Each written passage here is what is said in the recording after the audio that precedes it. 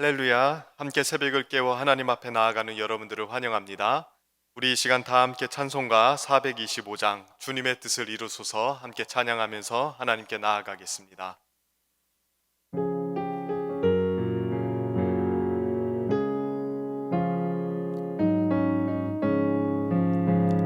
주님의 뜻을 이루소서.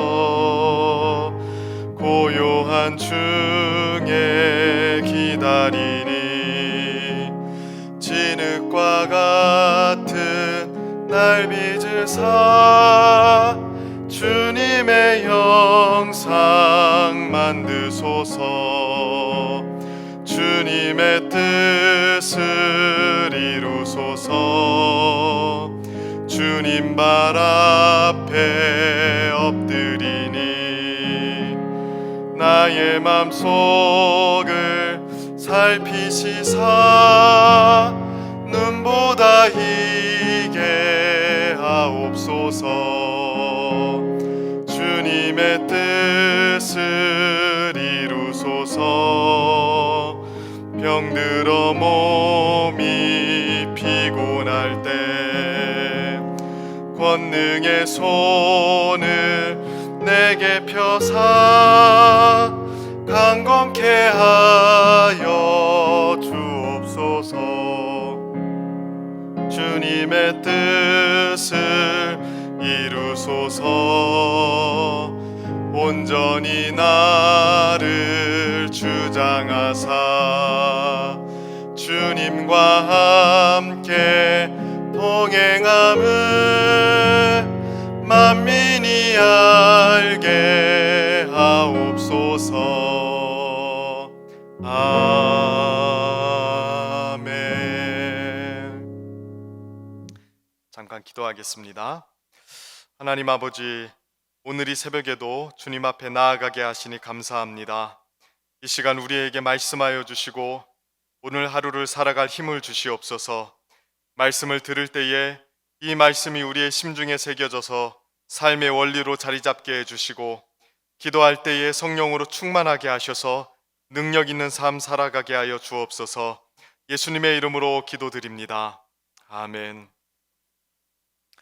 오늘 하나님께서 우리에게 주시는 말씀은 신명기 1장 1절부터 8절까지 말씀입니다. 구약성경 259페이지 정도에 있습니다. 신명기 1장 1절부터 8절까지 말씀을 우리 함께 보도록 하겠습니다. 제가 읽겠습니다. 이는 모세가 요단 저쪽 숨 맞은편에 아라바 광야 곧 바란과 도벨과 라반과 하세롯과 디사합 사이에서 이스라엘 무리에게 선포한 말씀이니라. 호렙산에서 세일산을 지나 가데스 바네아까지 10하루 길이었더라. 40째 해 11째 달 그 달 첫째 날에 모세가 이스라엘 자손에게 여호와께서 그들을 위하여 자기에게 주신 명령을 다 알렸으니 그때는 모세가 헤스본에 거주하는 아모리 왕 시온을 쳐 죽이고 에드레이에서 아스다롯에 거주하는 바사낙 옥을 쳐 죽인 후라. 모세가 요단 저쪽 모압 땅에서 이 율법을 설명하기 시작하였더라. 일러스되 우리 하나님 여호와께서 호렙산에서 우리에게 말씀하여 이르시기를 너희가 이 산에 거주한 지 오래니 방향을 돌려 행진하여 아모리 족속의 산지로 가고 그 근방 곳곳으로 가고 아라바와 산지와 평지와 네겝과 해변과 가나안 족속의 땅과 레바논과 큰 강 유브라데까지 가라. 내가 너희의 조상 아브라함과 이삭과 야곱에게 맹세하여 그들과 그들의 후손에게 주리라 한 땅이 너희 앞에 있으니 들어가서 그 땅을 차지할지니라. 아멘. 오늘 이 읽은 말씀을 가지고 40년 만에 다시 시작이라는 제목으로 함께 말씀 나누기를 원합니다. 오늘부터 큐티집에 따라서 새벽마다 신명기를 살펴보게 되었습니다. 신명기는 성경에서 아주 중요한 책입니다. 구약 성경을 이해하는 데 있어서 가장 중요한 책이라고 해도 과언이 아닐 것입니다. 신명기 이후에 기록된 거의 모든 성경들이 이 신명기의 내용을 반영하고 있고요, 토대로 하고 있기 때문입니다. 이스라엘의 장구한 역사를 판단할 때에도 성경은 이 신명기의 관점에서 판단할 때가 많습니다. 이스라엘 백성들의 성공과 실패, 저주와 복받음, 이 모든 것들이 신명기에 나와 있는 내용들을 근거로 해서 해석을 하기 때문입니다. 그리고 신명기의 내용이 직접적으로 반영되어 있는 경우도 많습니다. 예를 들면 열왕기하 23장의 요시야 왕의 개혁 같은 경우가 그렇습니다. 요시야 왕이 개혁을 할 때 신명기의 내용을 따라서 개혁을 합니다. 또 선지자들의 메시지는 어떻습니까? 선지자들의 메시지는 거의 대부분의 경우 율법의 내용, 특별히 신명기에 나오는 모세의 가르침을 근거로 해서 선포가 됩니다. 신약 성경만 봐도 신명기만 80여 번이 인용이 됩니다. 더군다나 예수님 역시 광야 시험을 이기시는 데 있어서 신명기 말씀을 이용하셔서 사탄을 이기셨죠. 그만큼 신명기는 구약과 신약에 있어서 굉장히 중요한 역할을 하고 있는 성경입니다. 그러나 신명기가 단지 성경을 이해하는 데 있어서만 중요하기 때문에 우리가 살펴봐야 되는 것은 아닙니다. 더 중요한 것은 지금 우리와의 삶과도 굉장히 밀접하게 연관되어 있기 때문에 우리는 신명기를 살펴봐야 됩니다.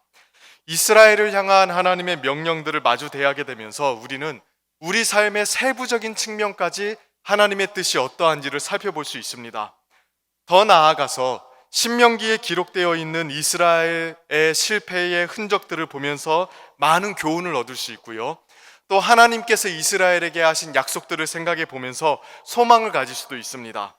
그러므로 우리가 신명기 책을 보면서 좀 딱딱한 율법책이다라고 생각하고 말 것이 아니라 이 성경이 담고 있는 충분한 유익들을 함께 누렸으면 좋겠습니다.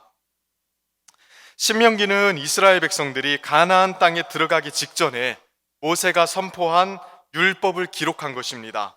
좀 더 쉽게 말하면요, 율법에 대한 모세의 설교입니다. 모세가 죽기 전에 했던 설교이니까 모세의 유언이라고 해도 과언이 아닐 것입니다.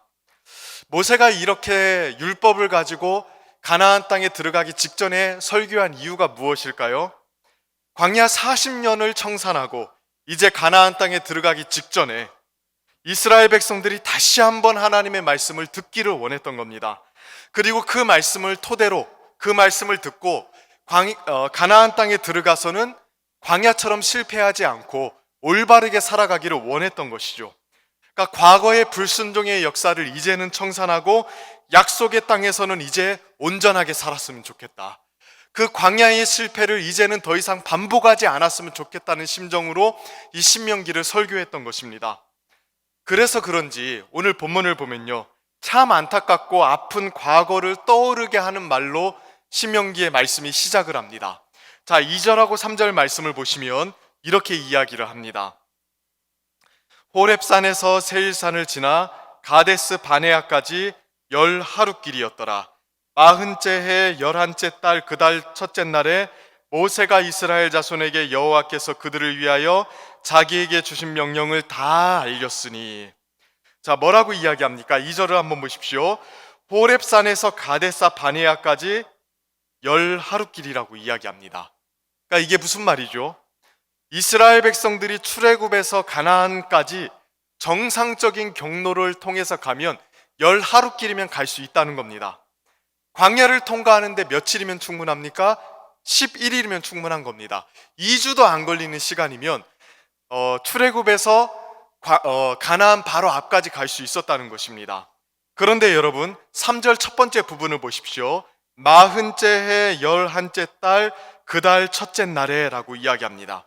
자, 2절에서는 분명히 11일이면 갈 수 있는 거리라고 이야기했는데 40년째가 되어서야 비로소 도착을 한 것입니다. 11일이면 갈 수 있는 거리인데 40년이 걸렸던 것입니다.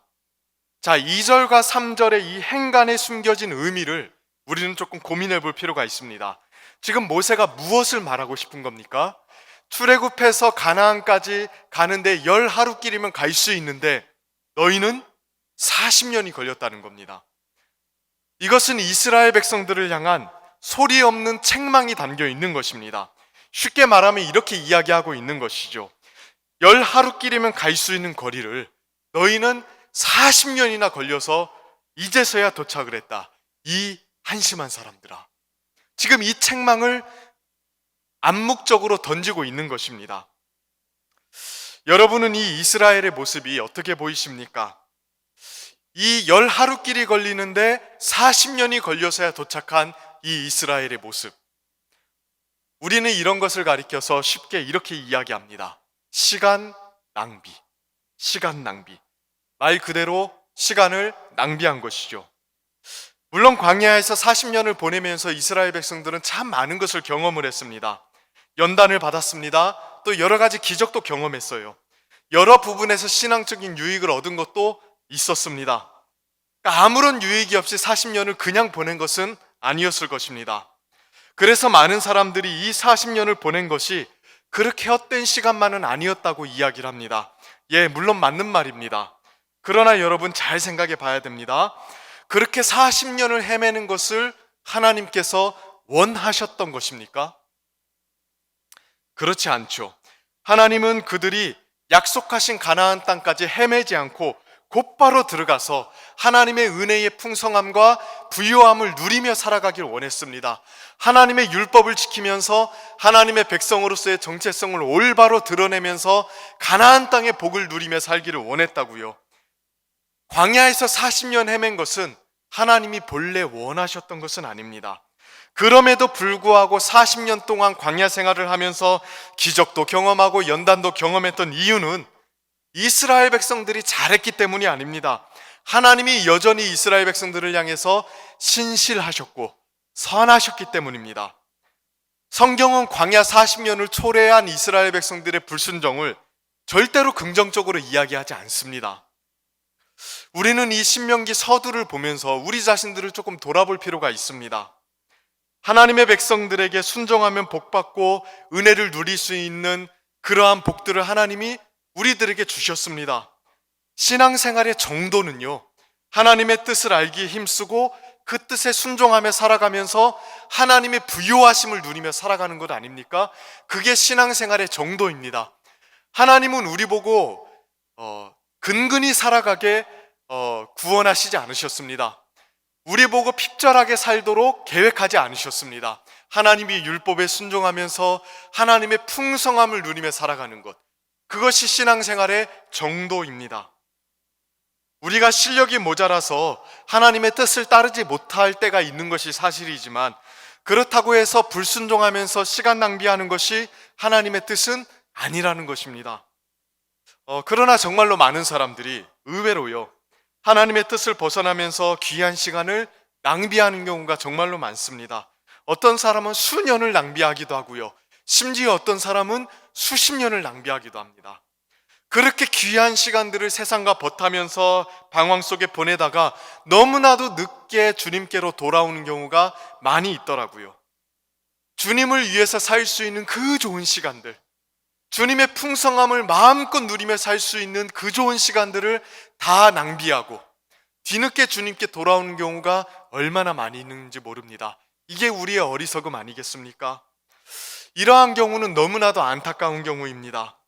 우리는 흔히 그렇게 방황하고 배회하고 뒤늦게 주님께로 돌아오는 것을 굉장히 로맨틱하게 이야기할 때가 참 많은 것 같아요. 그러면서 기적도 경험하고 만나도 먹었고 구름 기둥도 많이 보았노라고 귀한 깨달음을 얻었노라고 자랑스럽게 이야기할 때가 많습니다. 예, 맞습니다. 그런 방황의 시기를 거치면서 하나님 우리에게 많은 것들을 깨닫게 하시죠. 그러나 한 가지 알아야 될 것은, 우리가 그러한 방황 속에서 유익을 얻은 것은 우리의 방황이 옳았기 때문이 아닙니다. 하나님이 우리에게 계속해서 선하셨고 신실하셨기 때문에 우리가 그러한 유익을 얻은 것이지, 하나님이 우리를 붙들지 않으셨으면 우리는 그런 유익도 얻지 못하고 심지어는 돌아오지도 못할 뻔했습니다. 그러니 주님께서 생명 바쳐서 구원해 주신 이 삶을 그렇게 허비해버리는 것을 우리는 안타깝게 생각해야 됩니다. 그렇게 낭비했음에도 불구하고 하나님께서 우리를 놓지 않으시고 신실하게 인도하셨고 깨닫게 하셨다는 것에 대해서 감사할 수 있어야겠지만, 또 동시에 그렇게 40년이라는 시간을 허비해버린 것을 안타까워하는 이 신명기의 모세의 마음을 우리는 가질 수 있어야 된다는 것입니다. 이 안타까움을 가지고 신명기는 시작을 합니다. 허비한 40년의 실수를 다시는 하지 말아야 된다는 메시지를 담은 채로 시작을 하고 있는 것입니다.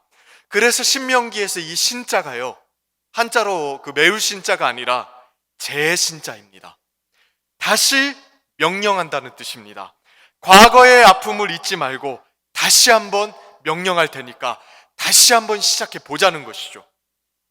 우리의 인생도 사실은 광야 40년과 같은 숱한 실패 흔적들도 많고요. 또 배회하고 방황한 흔적들 왜 없겠습니까? 그러나 우리가 신명기를 읽을 때에 다시는 내가 그 자리로 돌아가지 않겠다. 다시는 내가 광야로 돌아가지 않고 하나님 우리 앞에 펼쳐주신 그 가나안 땅의 부유함을 누리는, 약속을 누리는 풍성한 삶으로 나아가겠노라고 다짐을 하면서 이 신명기서를 읽어 나갔으면 좋겠습니다. 그렇다면 이 모세의 설교가 그럼 어떻게 직접적으로 시작을 하게 되는지 그 내용을 조금 확인해 봤으면 좋겠는데요. 6절부터 본격적으로 모세의 설교가 시작이 됩니다. 40년 전 이야기에서부터 시작을 하는데요. 호렙산에서 이스라엘 백성들이 어떻게 발걸음을 출발하게 되었는지부터 시작을 합니다. 그러니까 40년 전 이야기를 먼저 꺼내는 겁니다. 6절부터 8절까지를 보면 이렇게 이야기를 하는데요. 우리 같이 한번 읽어볼까요? 6절부터 8절까지 말씀입니다.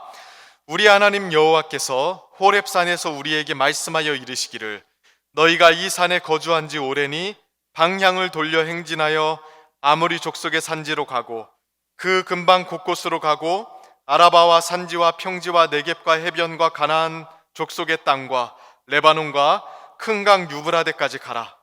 내가 너희 조상 아브라함과 이삭과 야곱에게 맹세하여 그들과 그들의 후손에게 주리라 한 땅이 너희 앞에 있으니 들어가서 그 땅을 차지할지니라. 먼저 6절을 먼저 보실까요? 6절을 보시면 뭐라고 이야기합니까? 너희가 이 산에 거주한 지 오래니 이렇게 이야기합니다. 이 산은 호렙산을 이야기하는 겁니다. 거기서 무슨 일이 있었습니까? 출애굽기 19장부터 내용을 쭉 보면 호렙산에서 어떤 일이 있었는지가 나옵니다. 거기서 이스라엘 백성들은 역사적으로 하나님을 만났습니다. 모세를 통해서 율법을 듣게 되었습니다. 또 성막과 제사 제도를 하나님으로부터 받았고 받은 대로 성막을 설계해서 하나님 앞에 예배를 드릴 수 있게 되었습니다. 그 산에 거주하면서 이스라엘 백성들이 하나님으로부터 받은 게 얼마나 많은지 몰라요. 하나님의 백성으로서 정체성을 구성할 수 있는 모든 것들을 그 산에서 받았습니다. 그러니까 하나님께서 너희가 이 산에 거주한 지 오래다라는 말씀은 여기에 너무 오래 머물렀으니까 이제 좀 떠나야 되지 않겠냐 이런 말이 아니라 이 산에서 충분히 하나님의 언약 백성으로서 갖춰야 될 것을 다 갖췄다는 뜻입니다. 율법을 받았고요, 예배를 드리게 되었고요, 제사 제도를 받았고요. 그러니까 이스라엘 백성의 정체성을 구성하는 모든 것들을 그 산에서 다 갖추게 되었던 것입니다. 그 언약 백성으로서 정체성을 다 갖췄으니까, 그러니까 이제는 7절부터 뭐라고 이야기합니까? 방향을 돌려서 목적지를 향해 가라는 거예요. 아모리 족속의 산지로 가고 그 근방 곳곳으로 가고 아라바와 산지와 평지와 네겝과 해변과 가나안 족속의 땅과 레바논과 큰 강 유브라데까지 가라는 겁니다. 7절에만 가라는 말이 3번이나 나오죠. 또 8절을 보면 갈 뿐만이 아니라 뭐라고 이야기합니까? 하나님께서 아브라함과 이삭과 야곱에게 맹세하여 주리라 하신 땅을 차지하라고 이야기합니다. 그냥 막 가라는 게 아니었어요. 그냥 막 가서 전쟁해서 이기라는 것이 아니었습니다. 호렙산에서 율법을 주시고 예배를 세워주셨고 은혜도 충분히 주셨으니까 그것들을 가지고 가라는 겁니다. 그러니까 이렇게 오랜 기간 머물면서 무장이 되었으니까 가만히 있으면 안 되고 이제는 하나님의 약속의 땅을 향해 나아가야 된다는 거예요. 이것이 이스라엘 백성들이 40년 동안 방황하기 전에 하나님께서 단순하게 요구하셨던 겁니다. 이스라엘 백성들은 부족하지 않았습니다. 호렙산에서 하나님께서 주실 은혜 충분히 주셨습니다. 그리고 그 상태를 가지고 10하루길 걸려서 가서 가나안 땅을 차지하라는 게 하나님의 첫 번째 플랜이었습니다. 계획이었습니다. 이것은 우리에게도 마찬가지 아니겠습니까? 하나님께서 우리와 만나주시고 말씀 주시고 예배를 통해서 충분한 은혜를 주십니다. 하나님은 언제나 우리에게 충분하신 분이세요. 그러면 거기에 머무르면 안 됩니다. 우리는 가야 됩니다. 주신 사명지를 향해 가야 되고요, 하나님이 약속하신 것을 따라서 전진할 수 있어야 됩니다. 이것이 단순하게 하나님께서 우리에게 요구하시는 것입니다. 하나님의 백성으로서 우리는 수많은 것들을 받았습니다. 말씀을 받았고요, 성령을 받았고요, 예배를 통하여 하나님을 만나게 되었고요, 기도를 통하여 주님의 은혜를 공급받고 있습니다. 그러므로 그 하나님의 은혜를 충분히 누리시기를 바랍니다. 그리고 거기에서 안주하지 말고 가라고 말씀하신 하나님의 말씀을 따라서 사명을 향해 나아가는 우리 성도님들 되기를 주님의 이름으로 축복합니다. 그래서 오늘 새벽을 밝혀서 기도하는 우리 성도님들 안에 하나님의 은혜의 풍성함과 또 사명을 향해 나아가는 전진이 함께하게 되는 일들이 있기를 주님의 이름으로 축원하고 축복합니다. 우리 이 시간 한 목소리로 함께 기도하기를 원합니다. 이 시간 먼저 말씀 붙잡고 함께 같이 기도하기를 원하는데요, 기도할 때에 우리가 먼저 하나님의 말씀에 순종하는 하루가 될 수 있도록 기도합시다. 말씀을 벗어나서 방황하지 말고 주님을 따라 신실하게 살아가는 하루가 될 수 있도록 기도해 주시고, 또한 하나님 우리에게 날마다 공급해 주시는 은혜의 풍성함을 누리고 그 은혜를 가지고 안주하는 것이 아니라 능력을 가지고 사명지를 향해서 약속을 따라서 나아가는 주의 백성들 될 수 있도록 기도했으면 좋겠습니다. 또 한 가지 같이 기도할 것은 나라와 민족을 위해서 기도했으면 좋겠습니다.